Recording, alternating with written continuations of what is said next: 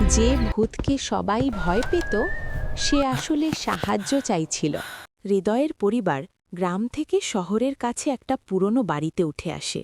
লোকজন বলে এই বাড়িতে নাকি ভূত আছে। মিনি ভয় পায়, কিন্তু হৃদয় বলে, মিনি চিৎকার করে। দাদু বলেন, আমি বলেছিলাম না।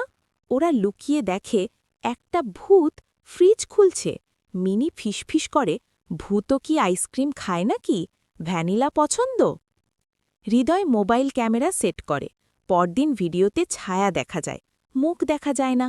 শেষে হৃদয় সাহস করে সামনে দাঁড়ায়।